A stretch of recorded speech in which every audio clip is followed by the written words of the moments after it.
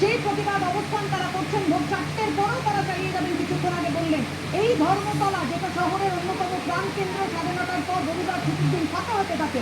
আজ সেখানে আরো ভিড় গাঢ় হচ্ছে, যত রাত গাঢ় হচ্ছে। আমরা চলে যাবো এই মুহূর্তে সরাসরি আরজি করে। সেখান থেকে রয়েছেন আমাদের প্রতিনিধি পুরুষোত্তম নারায়ণ পণ্ডিত। পুরুষোত্তম, এটা আমাদের দেখাও আরজি করে চিকিৎসকরা তারা কি বলছেন। সব স্তরের মানুষজন, শুধু সেলিব্রিটিরা, তারা বলতে চাইছেন আমরা যে তারকা হিসেবে নয়, মানুষ হিসেবে প্রতিবাদে সামিল হয়েছে এবং আরো একটা রাত তারা দখল করছেন, আরো একটা রাত তারা যাচ্ছেন।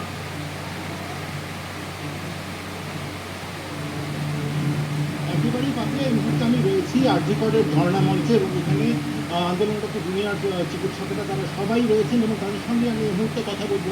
এখন নিশ্চয়ই জানেন যে আজকে ডাক্তার ইন্ডাস্ট্রি বহু মানুষ, সাধারণ মানুষের সঙ্গে পায়ে পা মিলিয়ে সাধারণ মানুষ হিসেবে তারা পথে নেমেছেন। তারা ধর্মতলায় আজ সারা রাত জেগে সেখানে অবস্থান করবেন যতক্ষণ না তারা তাদের সদুত্তর পাচ্ছেন। এতে করে কি মনে হচ্ছে আন্দোলন আরো তীব্রতর হচ্ছে, আপনাদের মনোবল বাড়ছে, কি বলবেন? অবশ্যই অবশ্যই এই আন্দোলনটা অনেকদিন ধরেই চলছে এখন, আর আমরা এখনো অবধি মেন জাস্টিসের পথে উত্তর খুবই কম পাচ্ছি। যেরকম আমাদের ইনভেস্টিগেশন চলছে, কিন্তু এই মনোবল আমাদের বাড়ানোর জন্য সাধারণ মানুষদের, পার্টিসিপেশন সব স্তরের মানুষদের খুব দরকার। এই মুহূর্তে এরকম ওনাদের সামনে চলে এলে এটার জন্য আমাদের মনোবল খুবই বেড়েছে।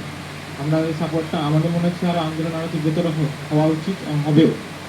আমাদের নেক্সট হিয়ারিং এর আগে এই সুইচটা আমাদের খুব দরকার ছিল।